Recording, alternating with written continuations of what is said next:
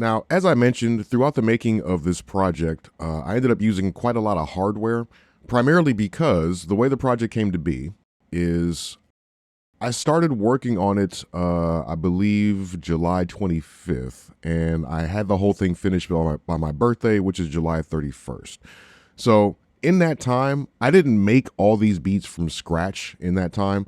I had a lot of beats that were sitting around that were half-done ideas that weren't complete. One particular track, the whole thing that sort of sparked me making this project was this loop that I had and part of a hook that ended up becoming this song called Mercurial. So I ended up actually making the basis for this song on a Raspberry Pi, and this isn't actually the Raspberry Pi, but just so you can see it, this is a Raspberry Pi 4 inside of a modular case.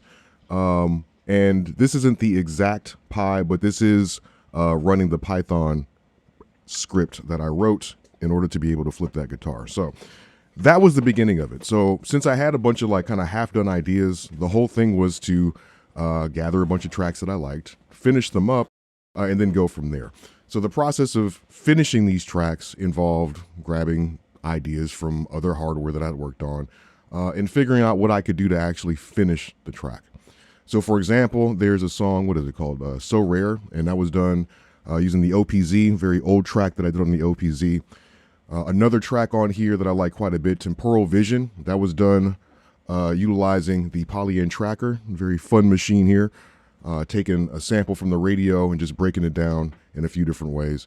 But as I mentioned, oh yeah, I actually used some modular stuff as well. There's a track on here called Sequence Pros, and my little IntelliGel palette case right now is broken down, but used quite a bit of this as well. But the main tool, the main key, was the SP-404. And the main reason why this was so essential is because I was able to sample stuff from my computer directly through USB, which was huge.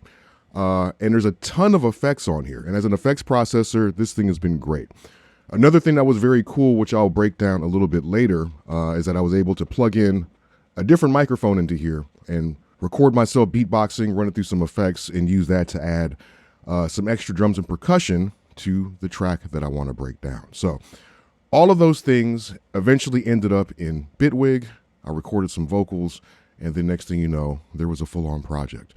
So just wanted to showcase the fact that like all these different sounds came from numerous different places, and playing around with hardware has been very inspiring for me because it allows me to do a lot of different stuff with different gear, different workflows, keeps me inspired, and the results, I think, were pretty good. So speaking of the 404, let's start to look at how I started gathering some samples for this particular piece.